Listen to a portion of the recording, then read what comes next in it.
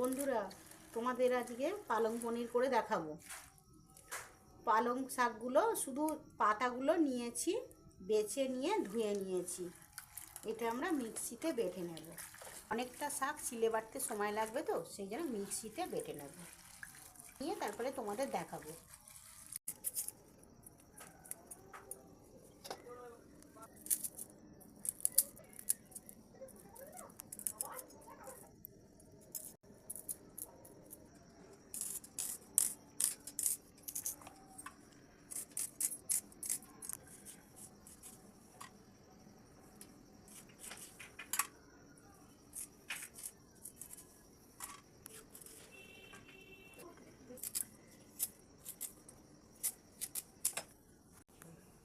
দেখো বন্ধুরা, পালং শাকটা একটু গন্ধ বেরোয় তো হালসে, সেই জন্য এর মধ্যে একটু পেঁয়াজ, একটু রসুন, আর একটু আদা, আর একটু কাঁচা লঙ্কা দিয়ে দেব, দিয়ে বেটে নেব। দেখো বন্ধুরা, আমার পালং পাতা মিক্সিতে বাটা হয়ে গেছে, কেটে রেডি করা হয়ে গেছে। এবার গ্যাস জ্বেলে দেবো, কড়া গরম করতে। দেখো বন্ধুরা, কড়া গরম হয়ে গেছে, এবার সাদা তেল দিয়ে দিচ্ছি কড়ার মধ্যে।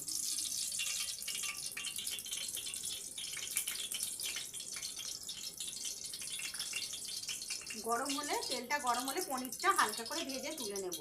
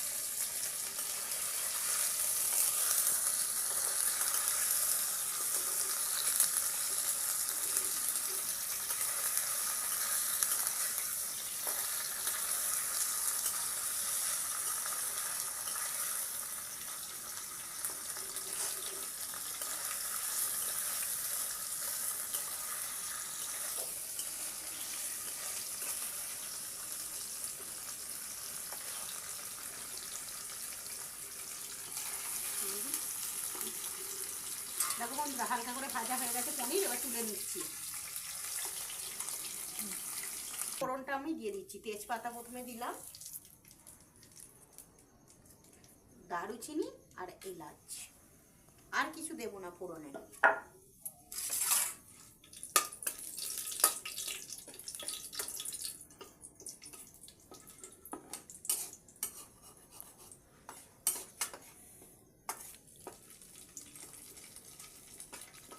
ঠিক আছে, এবারে পালং পাতা বাটাটা দিয়ে দিচ্ছি।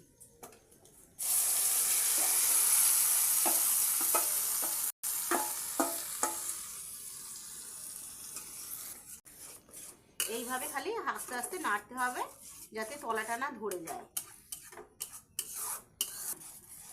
তোমাদেরকে বলেই দিয়েছি যে এর মধ্যে আমি আদা, রসুন, কাঁচা লঙ্কা সব বেটে দিয়েছি, পেঁয়াজ একটুখানি, মানে সব অল্প অল্প করে দিয়েছি। পালং পাতাটা একটা গন্ধ বেরোয় বলে।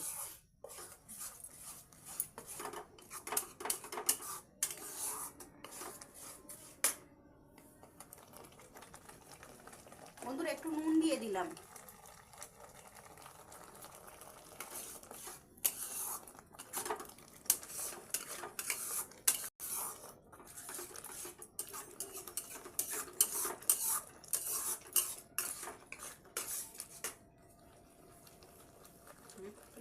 জল মরে গেছে,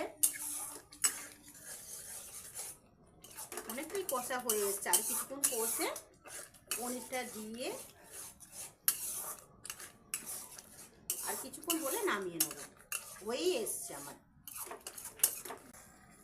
দেখো বন্ধুরা, কি সুন্দর সবুজ সবুজ হয়েছে।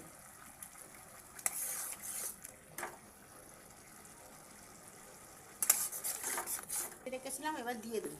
এই দেখো বন্ধুরা, পনিরটা ভেজে রেখেছিলাম, ওই পনিরটা দিয়ে দিচ্ছি।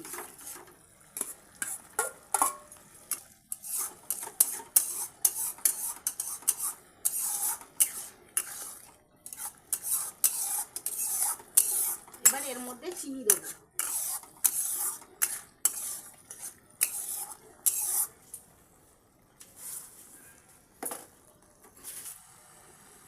বেশি করে চিনি দেবো, একটু চিনি দিচ্ছি বন্ধুরা, একটু মিষ্টি মিষ্টি হবে তো সেজন্য একটু বেশি করে চিনি দিচ্ছি।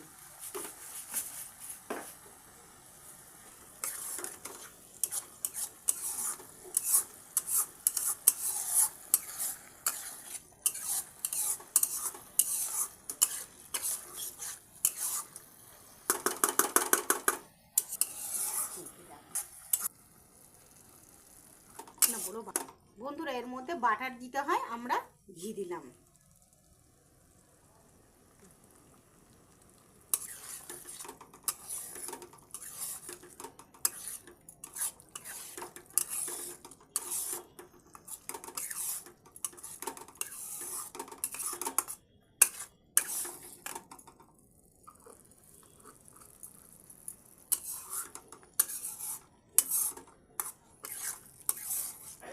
সামান্য কিছু উপকরণ দিয়ে তোমাদের এটা করে দেখালাম ঘরোয়া পদ্ধতিতে। এটা সবাই করে খেতে পারবে। আমার রান্নাটা যদি তোমাদের পছন্দ হয়ে থাকে একটু আমাদেরকে সাবস্ক্রাইব করে দিও, লাইক করে দিও, একটু শেয়ার করে দিও, কমেন্ট করে দিও।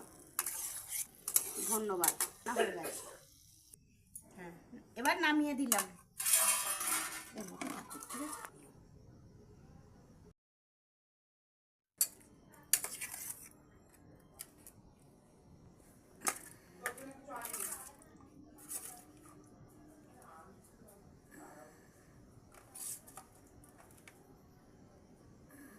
That's true.